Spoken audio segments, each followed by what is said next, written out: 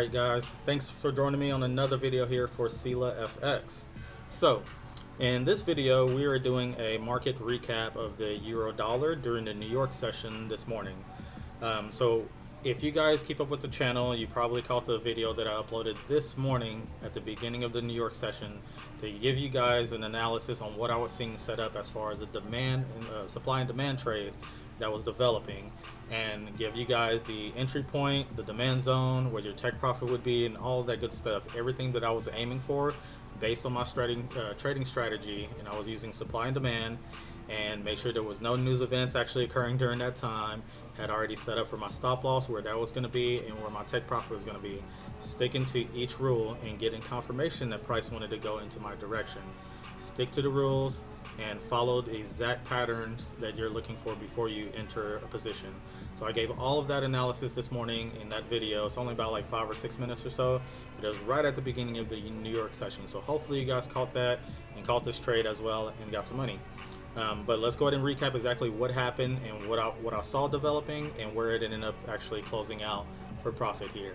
So again, we were on the euro dollar New York session, October 24th, 2022.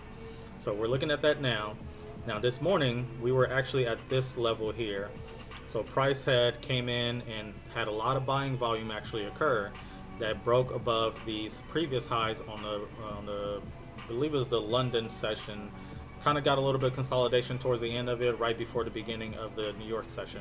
So buying power came in. We are already above the main support level for the 4-hour chart, and we're seeing that price wants to continue to move up.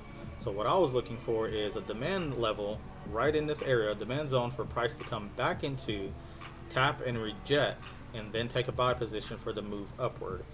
Now this morning my buy position, or my entry point, was a little bit lower into the actual demand zone, and I was aiming for about 40 pips to take profit on, but price didn't actually come all the way in. It started giving me those rejections right above the demand zone.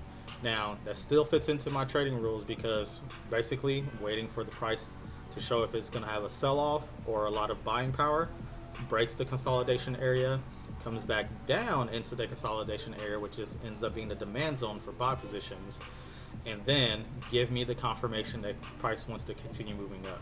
It did exactly that. Gave me a rejection here, gave me another rejection here. Let me see if I can actually zoom in a little bit for you guys. So the rejections here, and the candle closes out into a positive buying candle. So as soon as you get that, I'm taking a buy position. So entered here, stop loss already set up, about 12 pips down, and this was about a 2.5 risk to reward ratio. Because remember, again, my initial entry was going to be down here into the demand zone, but since I didn't get that and price started to reject and confirm it wanted to move up prior to that, my entry was moved up, but I did not adjust my take profit. If I entered down here, I would have gotten about 40 pips, but because I entered a little bit above the demand zone, I only got about 30 pips, which is still a nice profit for this trade. If I'm trading, I believe it was what a 3 lot sizes, 3 standard lots, so that's roughly about $900 in profit that's taken on this trade here. So hopefully you guys caught that video this morning and was able to catch the trade as well and get some profit out of this trade. Now this was the only one that I did analysis on this morning, because it was the only setup that I was seeing actively being developed. But one trade is good, didn't have any losers, didn't have any other trade, just one winner, and that's all it takes. Good for the day. But outside of this specific trade, let's go ahead and do just a little bit of analysis on the Aussie dollar and the dollar yen. I didn't see anything develop out of those this morning, so I didn't place any zones or look for any positions actually on that. But let's go ahead and look at the dollar yen really quick. So for our chart, we have our demand zone set up here, or we have a support level set up here, another support level here, and a rejection here for a resistance level, since price is playing right in between those two zones. Outside of that, I wasn't seeing anything on the hourly chart either. Price is just kind of playing around up and down between these levels. And on the 15-minute chart, earlier this morning there was nothing really clear for me to actually take or look for a position on, and as you can kind of see, price just kind of consolidated up and down throughout the rest of the day. Not much action there. So nothing on the US dollar and yen. As far as what I would be looking for really is see what price is really going to do. Is it going to come down to this support level, or is it going to come up to the resistance level, and how is it going to react to it? So if you're trading supply or resistance, support and resistance, you want to see how price is either going to reject those levels, or if it's actually going to break above it and retest it, come back to the level, retest it to continue its movement up. So if we do break below here, basically just want price to come down here and come back up and reject for continued movement. But I don't see any of that really being developed right now. All it's really doing is kind of staying in this range. So right now it's just playing the waiting game for the dollar yen. Not much to actually see there. So let's go ahead and jump over to the Aussie dollar and see what we had. So this is one that I ended up marking up, but I didn't actually take this trade here. What I was seeing is, let me kind of go through that explanation. So we're below the support level or the resistance level on the major time frame for the 4-hour chart, right? So had a lot of sell-off coming in here.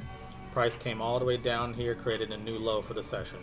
So now here is where I set up my supply level to take a sell position on the dollar, on the Aussie dollar.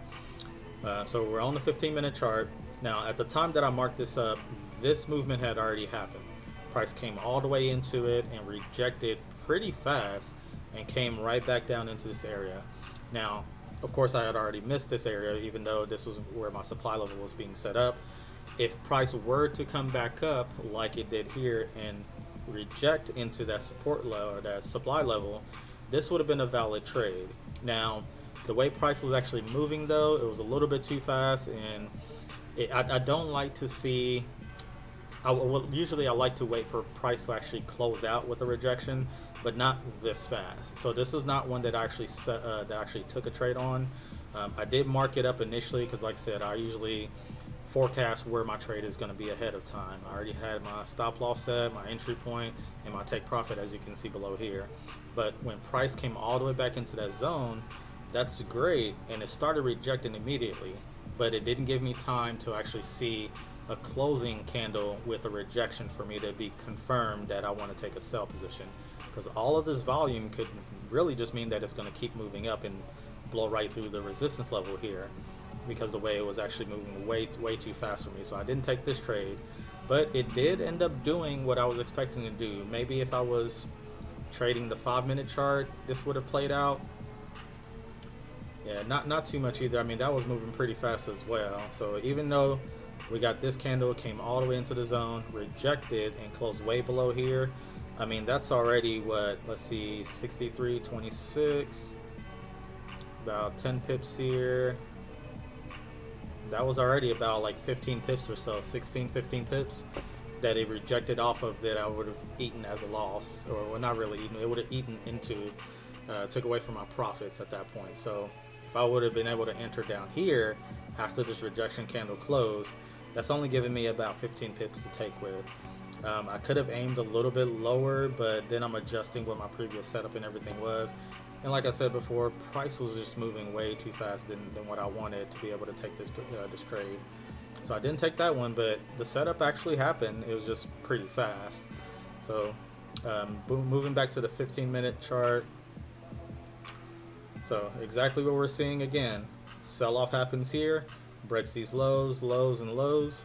Price comes right back into that zone here, which is the supply zone for take the sell positions. You could have took a sell here, or you could have took sell here. As mentioned, it was just moving way too fast for me to be confirmed and confident that it was going to continue my way. So I did not take this, but it did end up playing out. But take it as you will for that one here. But back on the dollar, on the euro dollar, like I mentioned, this is a great trade setup. Like I said, I provided analysis this morning. Hopefully you guys caught that. It did a perfect setup of a demand zone for you to take a buy position. So, but that's all I got on the analysis for this evening here, and a recap of the euro dollar trade for this morning. Again, 3 lot trading sizes, 30 pips. That's $900 profit. Hope you guys paid attention to that video and caught that trade as well. But if you guys like the channel, definitely like the video and subscribe to the channel. Hit the notification bell if you want to be notified as soon as I upload a video, because I will be providing this analysis as the trades happen, if I can catch it in time for you guys. And if you guys do want to learn how to trade, how I trade, You can visit SyllaFX.com. I do have the course available there. I do also offer the Discord community for the students of the SyllaFX course, where you can join me for live market analysis. We can have Q&A sessions. I do provide or do live trading sessions with the students as well. I did have a live session last Friday, so go back and check out that video that I uploaded Friday as well. Same type of thing that we offer to the SyllaFX students if you guys want to trade live with me. Outside of that, if you got any questions, definitely comment down below or subscribe to the channel, and we'll see you guys in the next video. Thanks for watching.